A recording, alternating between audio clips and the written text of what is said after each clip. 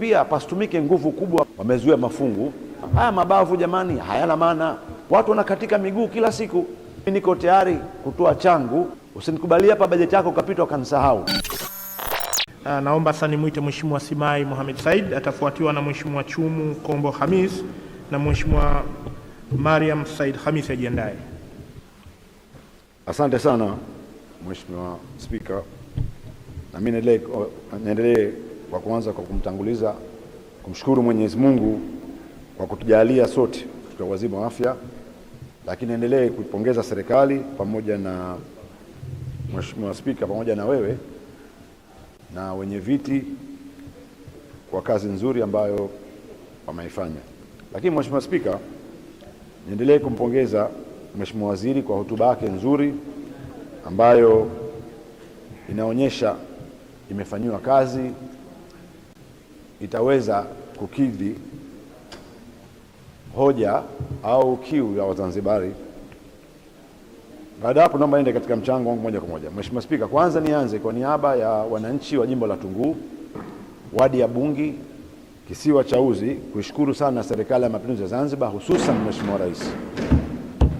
Yani lazima nikiri Mheshimiwa Spika, yani nitaonekana kwamba mimi sina adabu kuja hapa nikaanza kusema kwa kitu ambacho kimejengwa na kwa watu wengine kilikuwa sawa na ndoto. Niseme tu kwamba daraja la Uzi linakwenda kuleta mapinduzi kwa wananchi wa kisiwa cha Uzi, lakini pia kimeongeza thamani, haiba ya eneo lile, lakini pia imekuwa ni mfano kwa kisiwa chetu cha Zanzibar kwamba yapo maeneo yataweza kufanyika. Kwa hiyo pongezi nyingi ziende kwa serikali pamoja na kipenzi chetu Mheshimiwa Dr. Hussein Ali Mwinyi, Rais wa Zanzibar na mwenyekiti wa Baraza la Mapinduzi.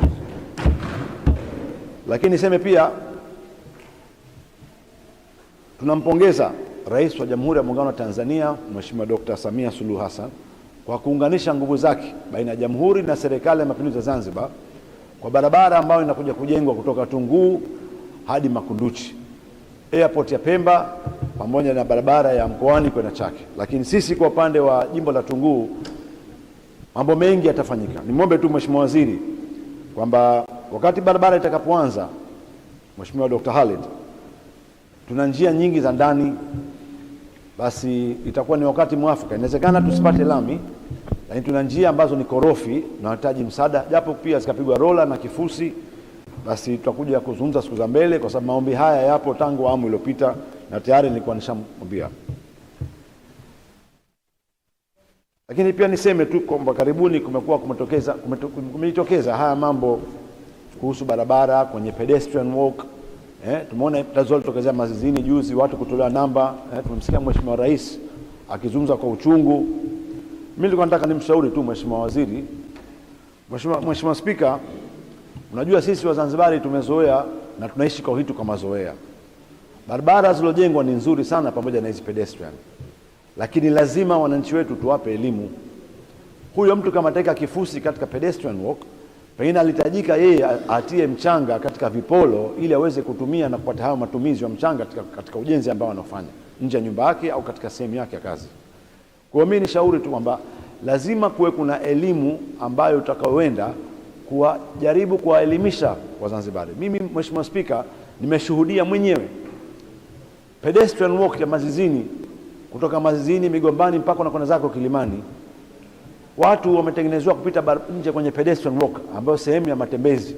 Mtu anasimama kabisa, anakimbia kwenye barabara, tena anatembea kwenye barabara upande wa gari ambazo zinazoenda. Hasa haya kwa kweli pia inabidi tubadilishe utamaduni na mindset yao.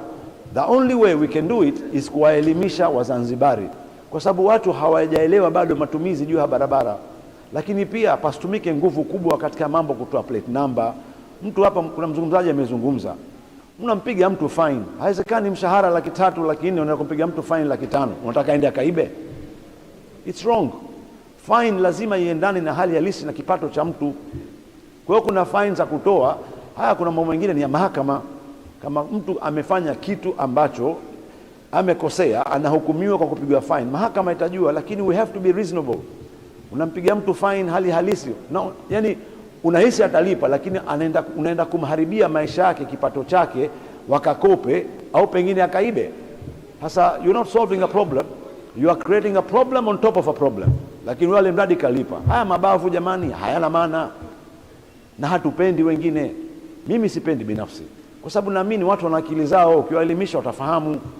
Na sisi Wazanzibari tunakubali tukifahamishwa, hatupendi kushindanishwa, tunapenda kufahamishwa, lakini lugha iwe nzuri. Pia hizi barabara za ndani tuzingatie sana.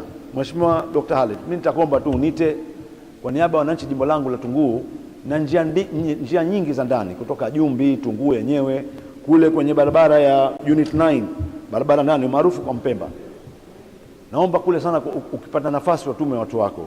Huku pande Dunga Kinyongo, mimi niko tayari kuja kuchangia fedha. Mheshimiwa Dr. Khalid, hebu nite, yuko mwakilishi uko tayari kutoa chake mfukoni, tushirikiane na serikali. Mbona alipopo kule engineer Cosmos alifanyia kazi nzuri na tukapata gari ya almost 40 za kifusi na nikachangia.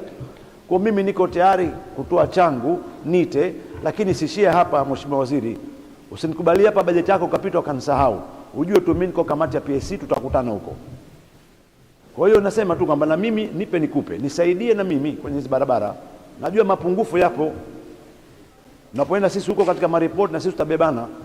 Kwa mimi ninachokuomba Mheshimiwa Dr. Khalid, nite, nataka kuona barabara za ndani, mimi nitatoa changu ili tusaidiane.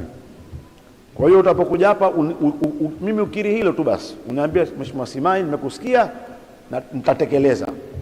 Kwa hiyo hapo mimi nitakonshakubana kwenye Hansard, ahadi yako nayo. Lakini pia Mheshimiwa Spika, mimi kuna kitu kinanikera sana, na naomba hichi wajumbe wa Baraza la Wawakilishi mniunge mkono. Hivi mpaka lini sisi tunakubaliana kwamba mtu anaendesha gari, anaendesha pikipiki ya maringi mawili? Siku hizi kuna Vespa, kuna hizi Pasola pengine ina nguvu zaidi, it's more than 120 hizo cc zake, lakini mtu anapita njiani hajavaa helmet. Lakini utamkuta Vespa, baba kavaa helmet, mama kapakiwa nyuma kavaa helmet, lakini mtoto mchanga kakamatwa hivi. Sasa what is this?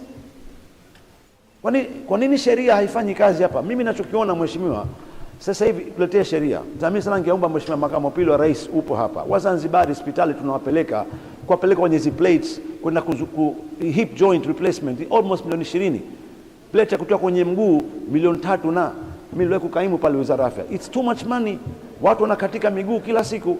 Iletwe sheria, tuipitie, tuseme tu kuanzia leo kwa muda fulani watu wote kwenye maringi mawili lazima wavae helmet. Alafu watoto wanakaa hapa nje tu kwenye baraza letu, wanakwenda katika hizo skuli, sitaki kutaja majina, wanatupita na vipasola njiani, tunawaona kabisa hawajavaa helmet. Jamani, kuna watu wanalizana kila siku. Juzi Kembe Samaki kuna mtu amefariki, naamini Mheshimiwa Dr. Sada pia anamjua mpaka mama yake na watoto wa familia. Watu wameathirika, 22-year-old boy kenda kapiga kwenye gari hajavaa helmet. Hasa najua kuna tatizo la helmet kwa upande wa wazazi, watoto wanakuwa nabisha, lakini sisi serikali we can step in. Maringi mawili lazima watu wavae helmet. Tunajua Malaysia sasa hivi na hawa Gen Z wanakuwa wagumu kwa wazazi kuwakubalia, kwa sababu ni sasa hivi mzazi na mtoto wamekuwa almost marafiki. Hata mimi kwangu ipo, lakini katika swala hili la helmet, can we all stand together tubadilisheni hii sheria, tuagizeni stock ya kutosha. Haiwezekani watu watatu kwenye pikipiki, mtu kampakia baba, mama, mtoto nyuma, mwingine kapakatwa, wote hawana helmet. Tunapeleka vilio Mheshimiwa Spika ndani ya majumba kila siku, every day. Darajani watu wanapita, wengine wataenda kuchukua karatasi, polisi wanadanganya tu wana matatizo ya vichwa, kwa hiyo wanaruhusiwa wasivae helmet. Haiwezekani. Kuvaa helmet tunakuathiri kichwa vipi? Mimi naomba Mheshimiwa Spika sana, Mheshimiwa Makamu wa Pili wa Rais, wewe kiongozi wetu upo hapa, na ninakupongeza sana kwa uwepo wako mara nyingi. Naomba swala la helmet serikali ilichukue ikaifanyie kazi, na iletwe sheria tuifanyie kazi. Nimalizie tu kwa kusema kwamba mimi sina nia ya kuzuia mafungu yote Mheshimiwa Spika. Mimi hapo vitu vangu nashukuru sana, kama nilivyosema mwanzo, naunga mkono serikali kwa juhudi kubwa wanazofanya katika mapinduzi ya barabara, na niwaombe waheshimiwa wenzangu wale ambao wameweka mabuti, wanataka kwenda kwenye wamezuia mafungu, mmefanya kitu kizuri kwa sababu ni wajibu wenu, lakini lazima tukiri pia katika sekta ya barabara kuna mapinduzi makubwa sana. Kwa hiyo niendelee kuunga mkono hoja. Mheshimiwa Spika, kuna mambo ambayo yako ya kusema hapa hadharani, na kuna mambo tayari Mheshimiwa Waziri tumeshaanza kuyazungumza na atafanyia kazi. Mimi kwa niaba ya wananchi jimbo la Tunguu naunga mkono hoja 100% juu ya 100. Asante sana.